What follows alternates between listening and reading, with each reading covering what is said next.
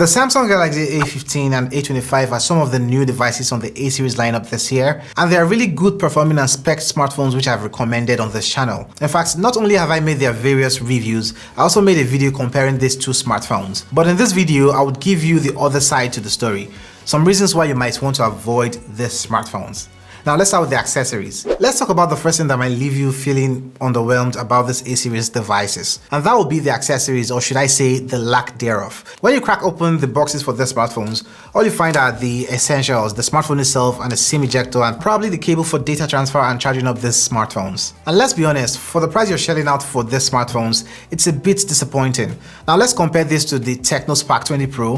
That device is in the same price range as the Galaxy A15. And here's where things get interesting.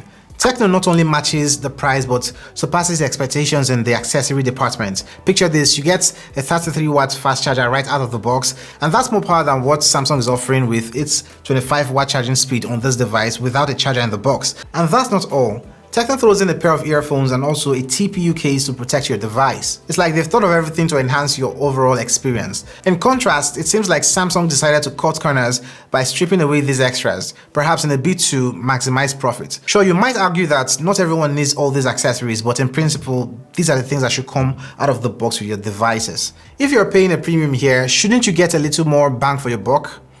It's a missed opportunity for Samsung to make the unboxing experience really exciting and leave users feeling like they've invested in something so special. Let's hope Samsung takes note for their next release.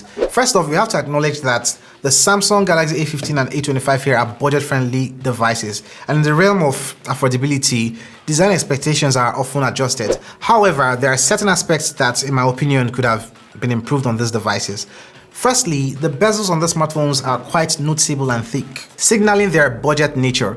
While we don't expect flagship level aesthetics here, a slimmer bezel could have enhanced the overall look and feel of these smartphones. Additionally, the chains are on the thicker side, contributing to a lower screen to body ratio, which might affect the immersive viewing experience maybe a bit on the smartphones. Now, turning our attention to the front side, the presence of the dewdrop notch is apparent here.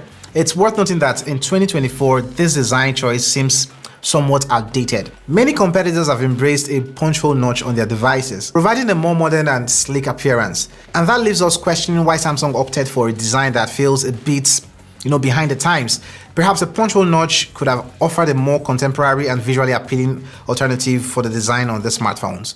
When we delve into the latest offerings from Samsung, particularly the Galaxy A15 and the Galaxy A25, it's hard to ignore that this feels like deja vu. The A25, for instance, bears an uncanny resemblance to the predecessor, the Galaxy A34 from last year.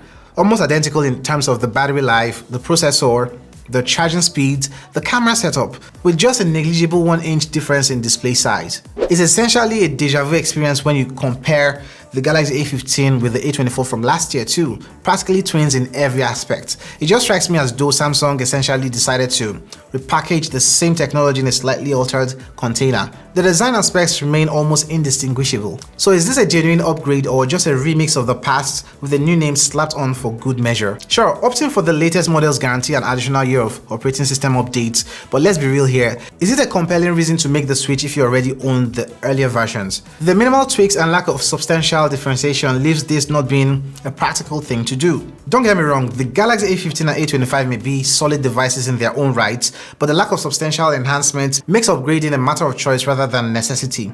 So generally, the Galaxy A15 and A25 are decent to good enough budget devices, but Samsung could have taken things a notch if they wanted to provide better value for money for the users. You can check out my reviews on these two devices here. Call it that day.